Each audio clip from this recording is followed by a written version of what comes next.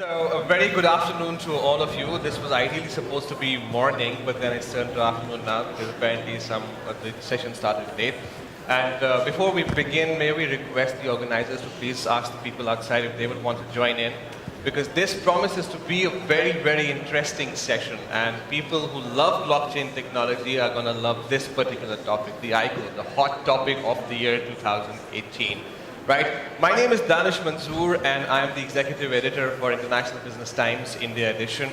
International Business Times globally has around 80 million unique visitors every month, and the whole idea of this panel discussion today is for us to understand and for you guys to sort of understand what exactly are the issues that pertain to ICO and stuff.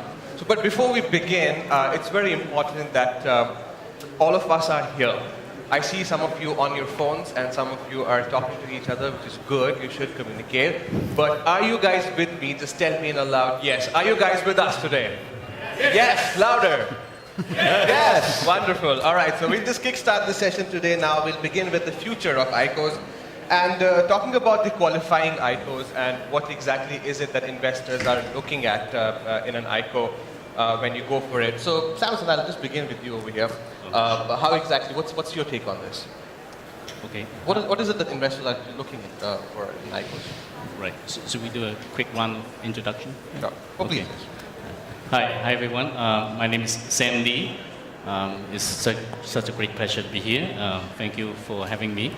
I'm the CEO and founder of ConStreet. ConStreet is a boutique investment bank in the crypto world. So we advise and help companies do ICO. We have done 20 so far. And we also have our crypto funds. I am running the Ethereum community in Shenzhen. So very happy to share my view about ICO today. Right. Introductions. I just did an introduction, so I'm not going to bore you because I've done the panel before. Ishmael Malik from ICO Crowd. Yes, Crypto Robbie Schwertner with a very hard German name. I'm from Austria. I write about blockchain topics, about ICOs. I call them, by the way, ICOs, not ICO, but it's, we can discuss also. And I'm very excited. I have one very main topic in the last years. It's return on society. I want to support projects with an added value to society, and especially with ICOs, it's a big topic. So it's not only that we grab the money, but that's my personal mission. And I support ICOs, and I write, I speak, and that's it. It's wonderful. Hi everyone, my name is Catherine. I'm the head of marketing for Coin Managing Global Markets. I'm very happy to be part of this panel here today with my esteemed panelists. I look forward to an engaging discussion with everyone on ICOs. Thank you. Hi, my name is Peter, the co-founder of Singapore Bitcoin Club. Okay, it's a trading community in Singapore focusing on cryptocurrency trading.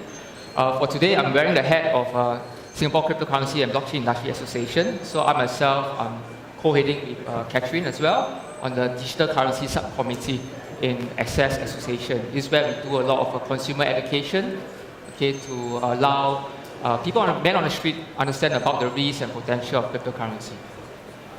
Thanks, Peter. Hi, my name's Ross Stokes. I'm CEO of GeoMain.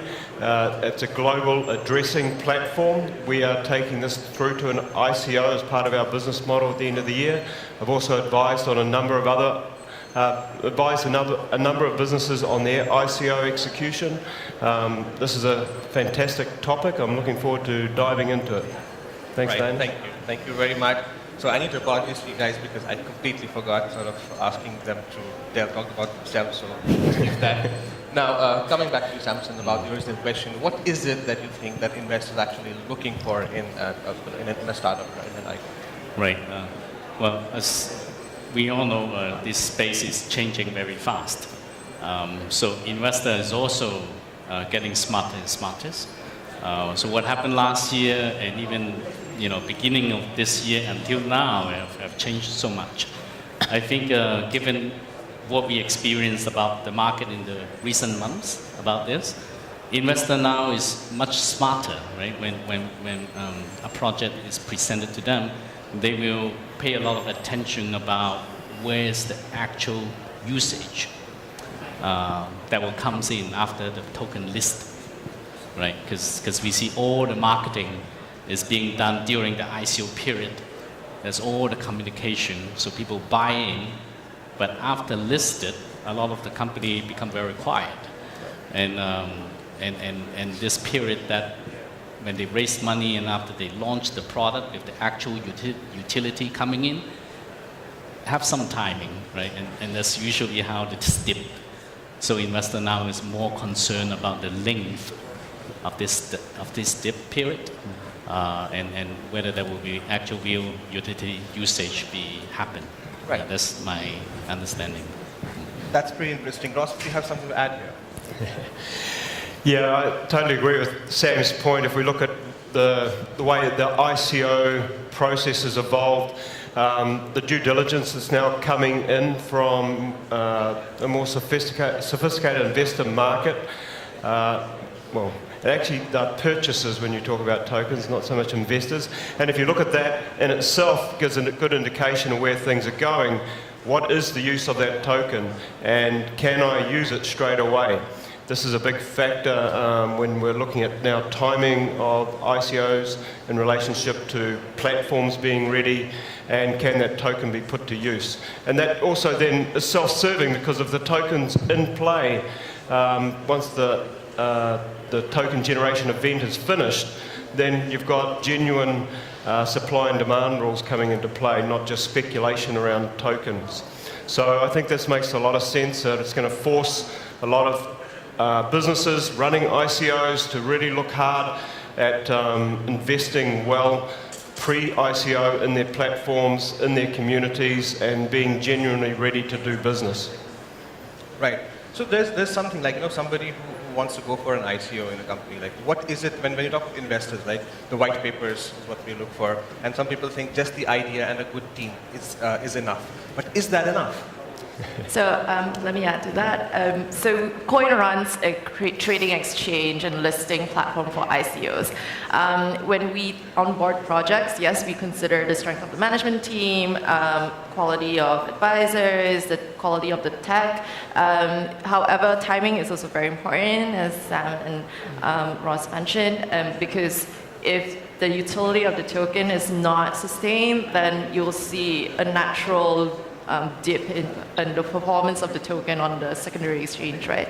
Yeah, so for us, we believe that even at the ICO stage, we're seeing some projects actually launch too early for their public or private sales because they have not had that organic support and mature product dev happening at that stage of their product lifecycle yet. So we actually caution projects, just prep as much as possible, build up your communities, and then, plan the timing of your ICO stages properly.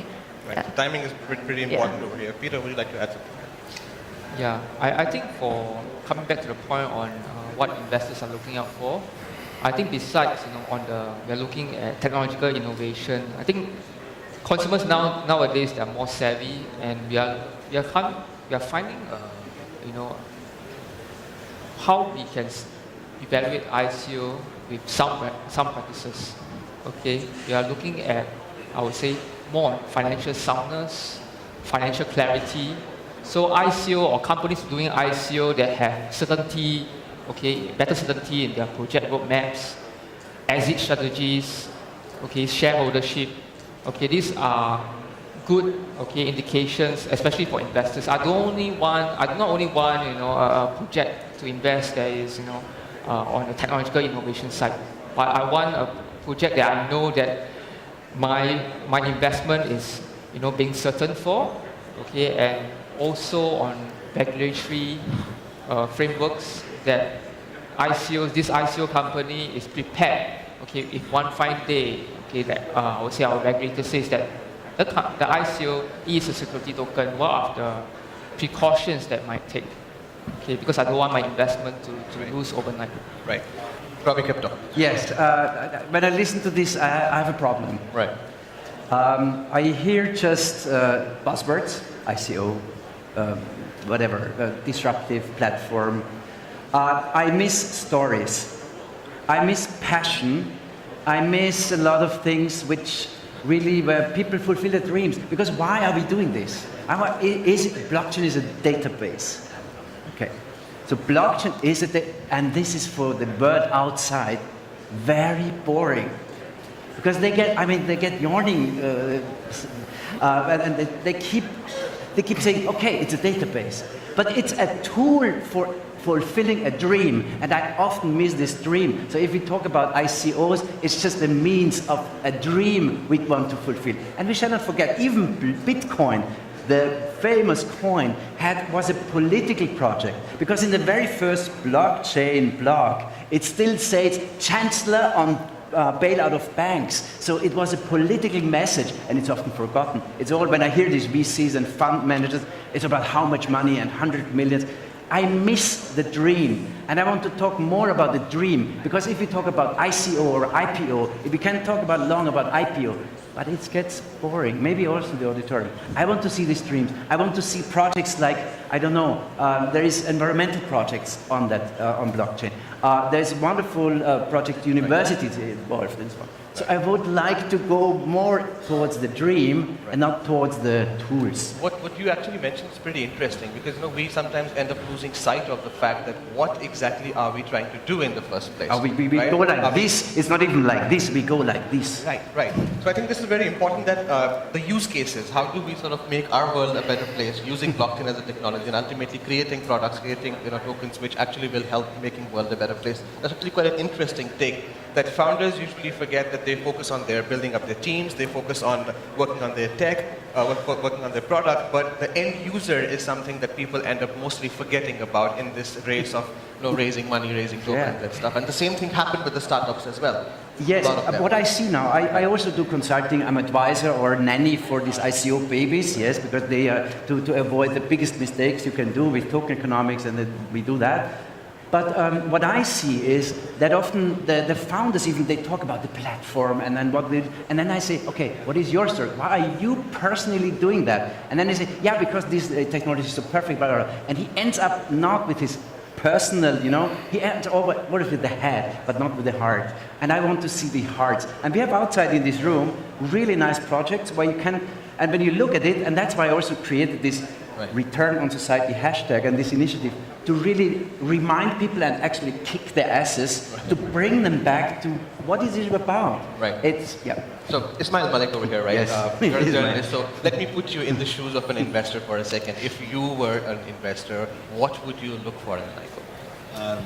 So I don't invest, but I spend 80% of my time with investors. So they look at the team, and they look at the founder, they look at the vision of the founder, and more importantly, they look at, can this guy do a 24-hour stretch without a break? Can he do a 36? Can he do a 48? Has he got the stamina and the persistence to carry out what is a pretty long, arduous journey? They've seen several projects come before. Can he carry the weight on his back? And then they really want to see, has this guy got the ability to pivot and be agile, right? Can he pivot? Can he take on new suggestions? And then really boils down to, is this the team, and have they got the messaging right that they can create some FOMO around this, right? Are they able to understand how these growth hacks really work, how the chain dynamics really create traction?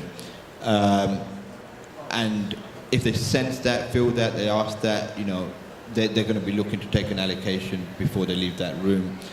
If they start to hear any of the other buzzwords, nonsense, then it's time out and it's job I think that's pretty interesting. I was talking to you yesterday, Ross, and we discussed that if you're not able to convince an investor in the first 60 seconds, I think you've lost it.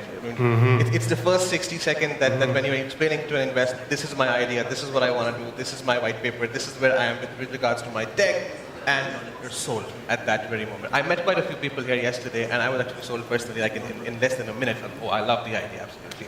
We have a legal luminary sitting over here amongst us today, and now talking about, let's move on to legalities of things at this point of time. What we have seen, the trend in the industry at this point of time, the ICOs lack something, and people are scared of ICOs at some point of time as well, because some people say that it lacks the trust factor at this point of time. We don't know how safe it is. We don't know which one is a fraud and which one is not. So a few tips for people to watch out for, that you are investing in the right place and not sort of getting into a sort of place where you get conned. Ross. Yeah, well, actually we're talking about investment here, but in reality we're just purchasing a token, which actually gives you no rights to a company position at all. So it's an interesting thing I think people are finally starting to get in this term investment in tokens. And I think normal due diligence is coming into play. I love what Robbie just said about passion and heart and do you buy into the story in the 60 seconds? Does it capture your imagination? Okay, then due diligence follows. What is the background to these guys? What gives you confidence that they are capable to go through the serious challenges and hurdles that, like Ismail pointed out, around a CEO's role and C-level roles in these companies, they're arduous. It's easy, I know, sitting on the advisory side, easy. You can give advice, they can take it and run with it, no problem. That's the easy part of it. You're on the other side, taking all the advice coming in, looking at what's happening in this very evolving market and going through 12 months of pretty demanding work. That will test a lot of character. And I think, like all startups, doesn't just relate to blockchain, that is when they start falling over. It's the people factor. They start collapsing around the challenges and hurdles, with or without money. Right. Peter, do ICOs have a trust problem? Sorry? I think this is a very difficult question. Okay, I would say it depends on what kind of investor you are. Are you a retail investor? Are you coming from a VC perspective? And in fact, in the current situation now, I think we see different kind of investors in the space. One, we have an ICO structure, people who are interested in investing in ICO. I wouldn't say they are investor, but more from a supporter perspective. They are looking at, vision, dreams, and how we are looking at more in a decentralized space. Then, of course, in the middle ground, there's what we call hybrid ICOs, or companies, conventional companies. They have already done their IPO. They're doing their ICO now. So for certain investors who are already used to this kind of investing, they want shareholdership. This kind of hybrid ICOs might appeal to them. And of course, another one will be the up-and-coming big trend, which I shared earlier, is on the security tokens or tokenized securities. Right? So there's a very interesting buzzword now.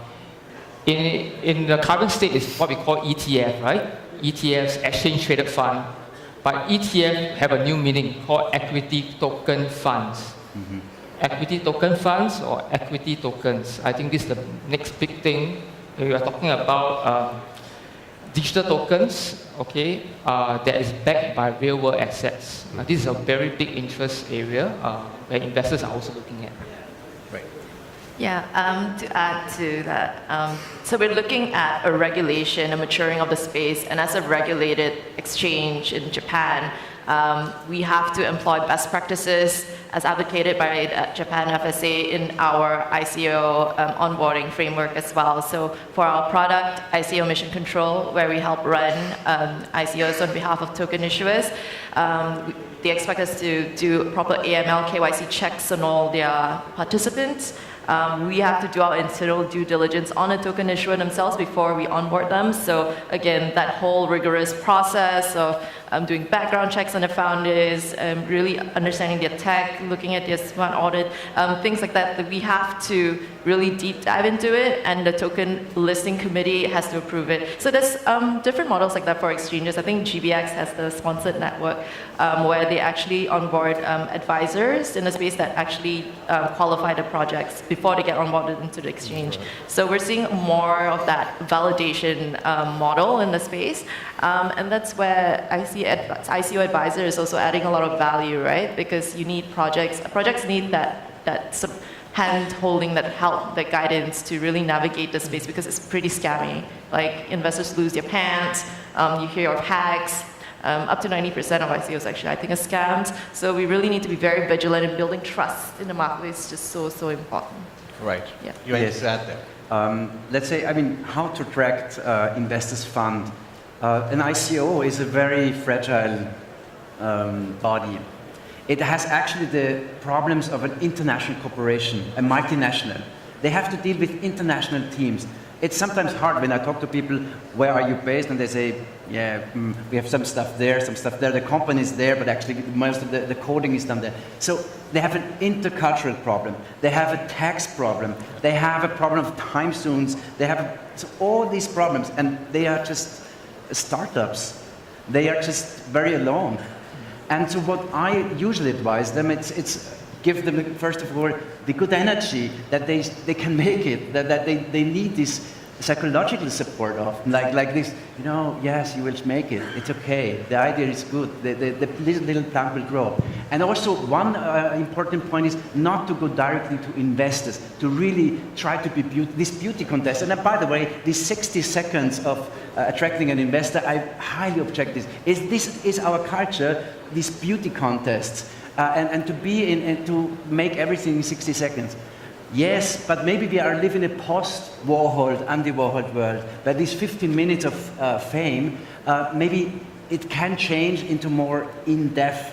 And I'm like with you, proper due diligence is necessary, Ross. I agree. And it takes more than that. And for instance, I hate pitches. I hate it. It's so hard. I, of course, tell them that they must explain fast the project. Right. They must be able to explain it to the mothers and parents, this project. But it needs more. And to attract investors, it's the best to work on the project, to really do the best, and then they will come. Probably they will come. That would be the optimum. Of course, one has to go out. Of course, one has to have a good mixture. I do token economics and token modeling for ICOs, because usually they forget. Yeah. And they wonder why the price is going like and goes down to the intrinsic value of the project. Right. So I see that it depends on which investors you need. That's the first question. Do you want the big guys, the whales, or the family offices, or do you want the community who sells in the third day after the ICO is ended? So it's a good mixture you need.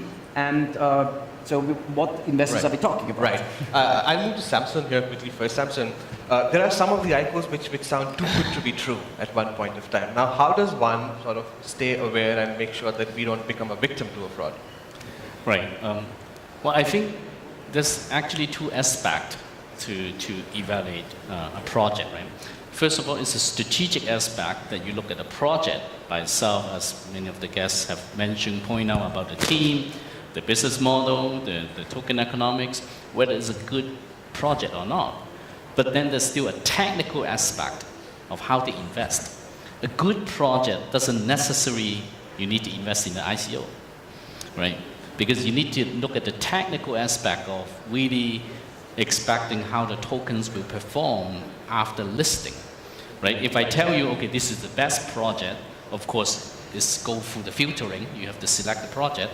But if I tell you this project, the token is not going to do well for the next 6 months, would you buy the ICO, or would you rather buy in the second market, right? So good project, not necessary, you should go in on the ICO. So the ICO is the technical aspect. You should look at the token economics, when the actual usage is coming in, where's the support of the polisted trading, right? So a lot of the project, as I said, this space is changing a lot very quickly, right? So from last year, a lot of the project, they have good idea. A lot of the people invest and support the idea, but now they realize they have to support in longer term. And the utility and the usage is not there yet. So that's why it creates an opportunity. Many other companies now, especially established company, they have the actual usage, they have the customer base, they have the solid business model, and they are coming into the ICO and so-called this reverse ICO, right? So this company, when they do an ICO, they issue a token, they just channel their current traffic, the customer, into supporting the token, and they bridge the gap. The money is there, so now we're talking about this ICO not just competing among the startup company, they're actually competing with a lot of established company. So from an investor point of view, I think depends also your investing agenda, right? Some people have a longer term view. They invest. They say, hey, I believe in the project. I can hold this for 2 years. So that's good. But some people, like they are tight in cash flow, they're actually expecting a turnaround in 6 months, then they need to look at other aspects as well. Right. So the other major thing going on in the industry right now is the reverse ICOs, right? So everybody is talking about them these days, and I think I'll come to you, Peter, on that, on the reverse ICO part. Tell us more about it, and how do you think that this is something which could perhaps change the landscape of the industry at this point? Yeah. Okay. Maybe for my part, I'm more into believing that security tokens, is the main thing driver moving forward. Some may agree, some may disagree, because we are talking about real world assets, that are able to ownership, can be programmable via using smart contracts. I think this is something moving forward, and it really brings up or move forward the whole degree of what we see as security. Norms will change. We are talking about no longer you're constrained by time zones like US market. You're talking about 24 hours trading. We're talking about fractional. You can own a piece of a property by fractional asset. On the blockchain. We're talking about maybe like artworks. That you also can own a piece. You don't need to buy the whole artwork. It could be digitalized. So it really opens up the whole new economy of real assets. Real assets that are tokens that are backed by real assets. So of course this is a different thing from ICO. ICO is about, to a certain degree, it's about decentralization. But in a centralized market, we're talking about security tokens. Ultimately, two different markets will attract two different kinds of investors. There's no, one rule of thumb that this market will outbid another market. So you must be diverse enough to understand. From an investor perspective, I would want to be invested in both markets. I would want to have a very narrow perspective that being involved in crypto, I need to buy the underlying tokens. You may be buying blockchain ETFs to gain exposure. You may be going the route of, for example, if I'm bearish on the market, I can short Bitcoin futures. You don't need to be solely stick to a certain rule of game of investing in ICOs. Right. Catherine, would you like to add something here about that? Yeah, with regards to the reverse ICO question, so Coin, we were in operations for about 3 years before we did our ICO, right? So we had the advantage of having a proven market fit, customer base that we could access immediately to build our community, which we did not have previously. We didn't have Telegram before the ICO. So pre-ICO, when we were building our community, it was all organic. It was all we're active users, chatting, really supporting our project. And I think that is actually one of the key success factors of a successful ICO. And so for a public sale especially, for private markets, you can just, private sales, you can just tap your investor network and then just do a private sale there. But so we're seeing a proliferation of projects wanting to tell their story, and they're competing with hundreds of projects out there. You really need to have this strong voice that cuts through the noise, and you need to tell a compelling story, right? And for us, it was all about financial inclusion, democratizing financial services, and that telling that story of getting that opportunity to have financial freedom was what really captivated most of our community members. But I see this proliferation of ICO projects. They're building out their own Telegram channels, which is core. Like you need it in any public sale.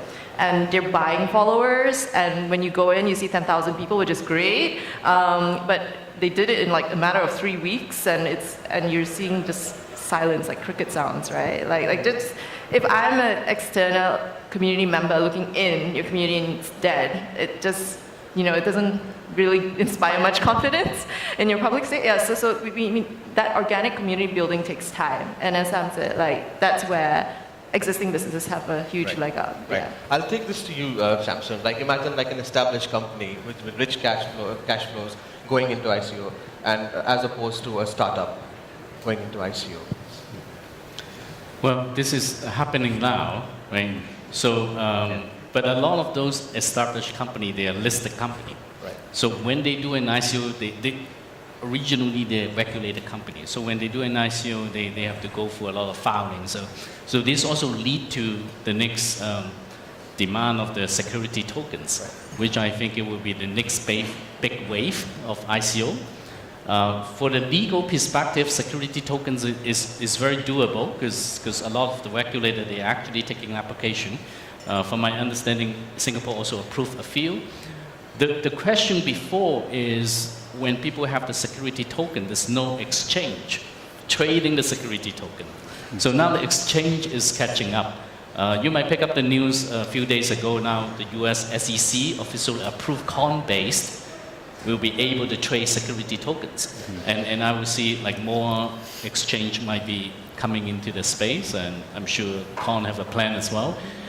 So it create a new market, right? Because if we look back the previous ICO last year, a lot of the company, they actually bend themselves on the business model just to stay within the utility token space. But their business model is actually in the security token. They generate the profit and distribute it, incentive back to the users.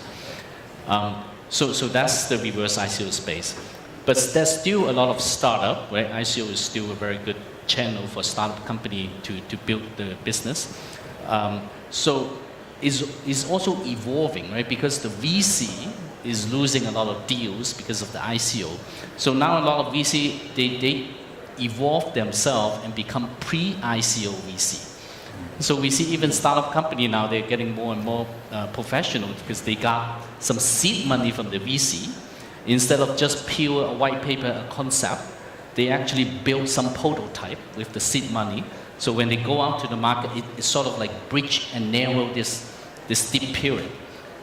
So this also hopefully bringing the two sides closer. That's actually quite interesting. I'll just interject here because when you look at these VCs coming in at an early stage at that point of time, right, and perhaps getting a discount at a very, very early stage in any startup company and stuff.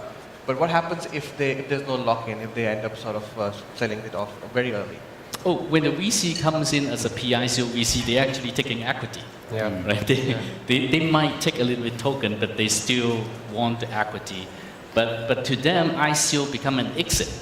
Right? If you think about VC, traditionally, if equity market, it takes them 4 to 5 years to do an exit.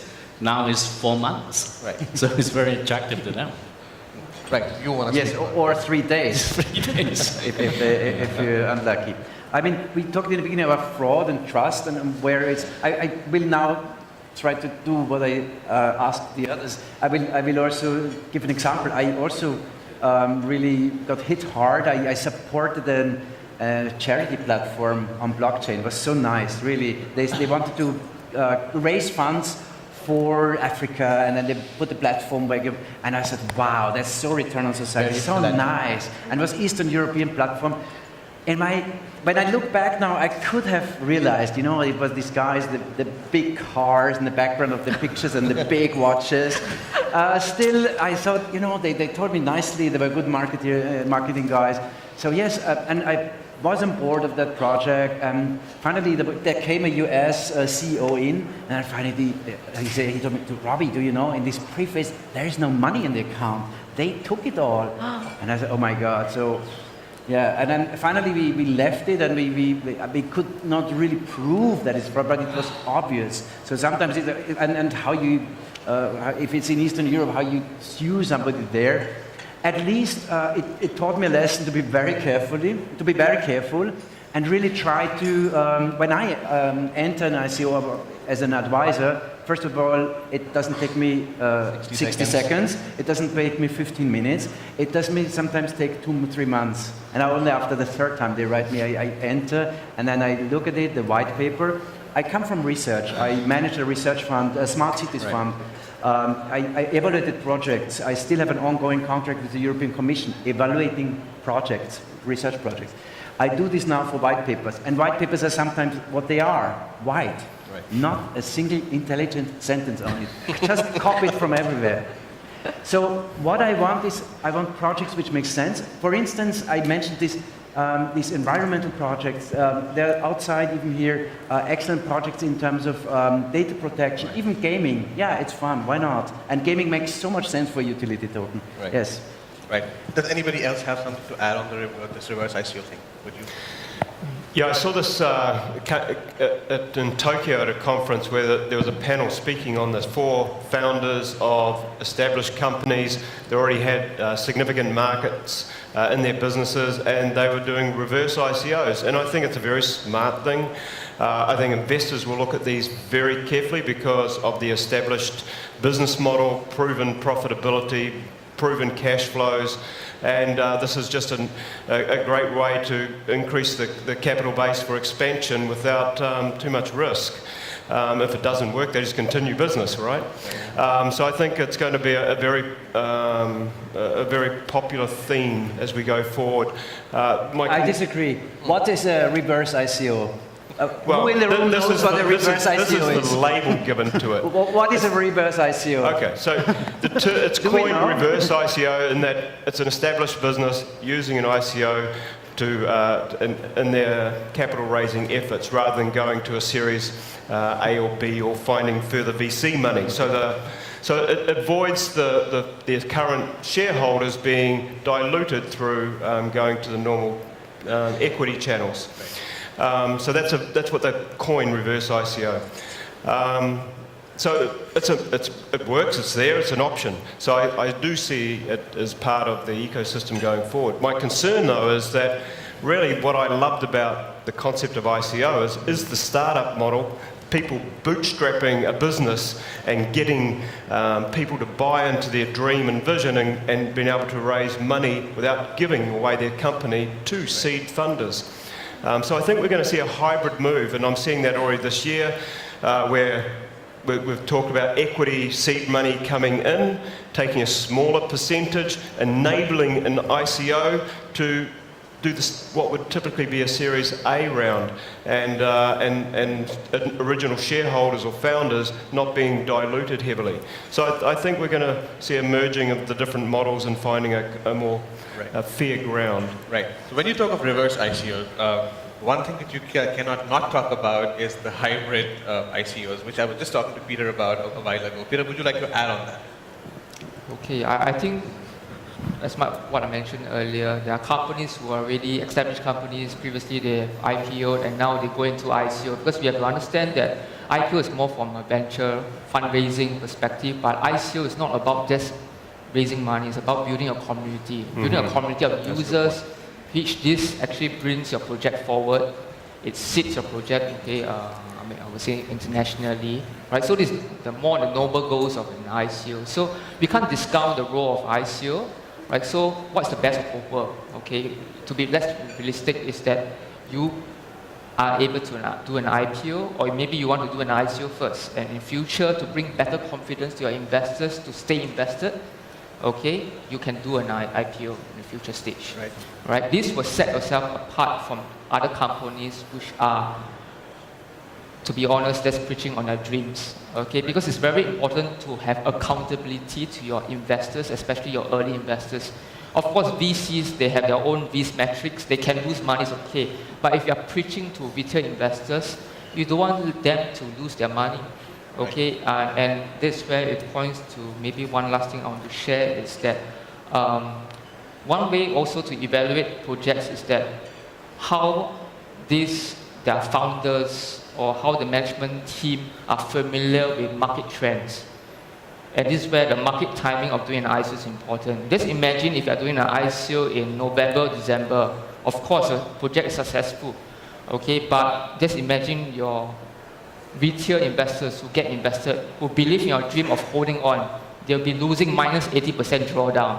Probably they're cursing and swearing at you because you actually provide them a platform by investing at the wrong time.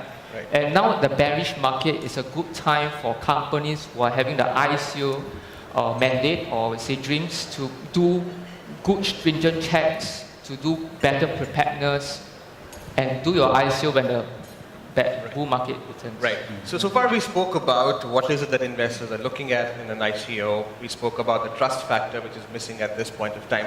Now, one important thing over here to discuss is now how do you market it? Because marketing becomes the backbone, and that's where I come to you, Catherine, for that. Now, how does one market an ICO? How important is it to do it right?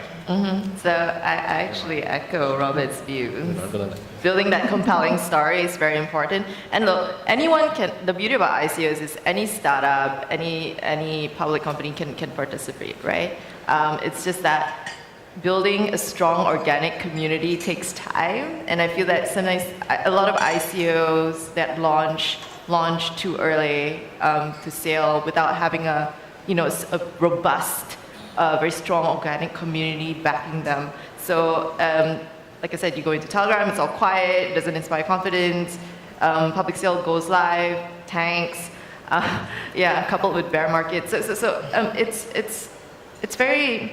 Yeah, it's again, as what Peter mentioned, it's imperative that you have the support of your community first and foremost.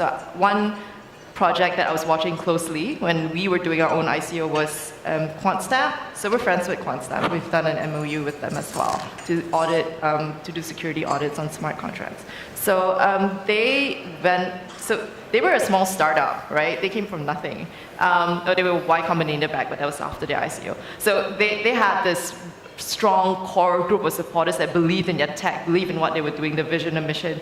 And from that, it just went viral, right? They didn't even buy any followers. They didn't do any paid marketing whatsoever. They just had the strength of the community advocating their project. The best form of marketing is always word of mouth marketing, and it comes from your followers, yeah. And I think in a few weeks they got 10,000 followers, and it was super active. The chat was super active, and you have a lot of bounty programs going on in the space. It's like one of those checklists you check of your community management list, incentivize your community members to spread word of your project. So QuantStamp did it in a very clever way. They dressed up their bounty program as a proof of caring concept. So you have to demonstrate an action to prove that you care for the project. So they really appealed to the hearts and minds of their community members. So that went viral as well. Yeah, it's awesome. Love it. Yeah. Right. So I'm going to throw it open to all of you. Anyone who wants to jump in and talk about marketing in ICO can just jump in. Yes. I mean, ICO marketing with an ICO. The ones I see, I'm on board about 16 to 20 projects now, more or less active.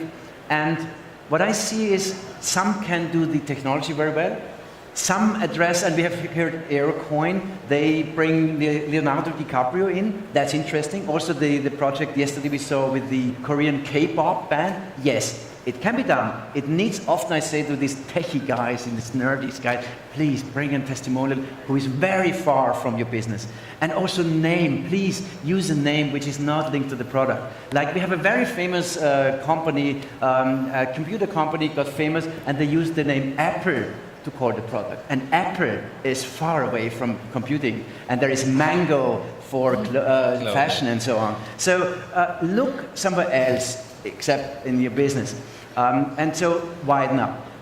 Second is, it also needs to, of course, have a good strategy for the community. I agree. The persons who manage very well to address the community, often gamers, they know how to manage communities, to incentivize, to bring them on board, and then give them little things that they can then earn some, airdrop or whatever. So this is important. I never found one ICO, maybe there is one, and I would be very lucky to hear, very happy to hear, where every of these points I mentioned now is together in one ICO. Right. Ismail. So, disclaimer, I'm not involved in any of this. This You are. You sit here. This is all going to end in tears. I've kept completely silent. This startup turned it into some marketing game and machine. This is just offering, I'm from London, this is offering securities and trying to get capital into your business without offering equity. No. This is going to really, really end up bad, right? So, look, if you want to invest, look at the core tech. Is it a real token? Does it have a token economy behind it? Is it going to drive some tokenization? Therefore, it's disruptive and it's going to add some real value and be part of the Web3. That's an ICO, right? You do a token swap, a hedge for your Ethereum, whatever, against a token that's going to have increased utilization in the token economy. That's what you're looking for. That's the vision we're driving. That's what we started this for. This rest of it, mark my word, take my word here, this is going to end a lot of people up in prison. We have got nothing to do with it. As a disclaimer, from the crypto economy, I have absolutely nothing to do with this. Right. Marketing So we're completely out of time here. Samson, quickly, one quick thing from you. I'm just going to add one more comment. I think we have to step back and stay away from all this buzz and excitement, really, just to be calm, right? If you look at the companies, all this ICO, whatever, it's just a way to get financing, okay? For those who are involved in the corporate finance, it's just that companies, they used to have equity financing where they sell shares, right? And back up support by the profitability of the companies. And they have debt financing where they borrow money from the bank and support by the balance sheet. And now they just have token financing. This is a new way of financing. People should put it on the textbook actually for MBA about token financing. Token financing is supported by the community and the usage. You can actually have a token out there, the company can make absolutely no money, but the token can high rocket. Because you actually look at a lot of these issuing company, they're a foundation company, they're not taking any profit. Right. But the token can be skyrocket because the token is supported by the community, by the actual usage. So this is what we need to look at. And the ICO is not a privilege for startup company. We will see more and more established company coming in, and people will have a mixture of different financing tools, right? If you look at company, they issue stock. On the other hand, they also issue debt and bonds and borrow money as well. So there will be company combining all this. The future CFO will be very creative on how to combine and take advantage of different financing tools and make the best for the company. Right, thank you very much. So we discussed quite a few things today, but a lot remains undiscussed, and we can always sort of catch up with the speakers later. Thank you very much for all joining in. Please a round of applause for the speakers over here. Thank you.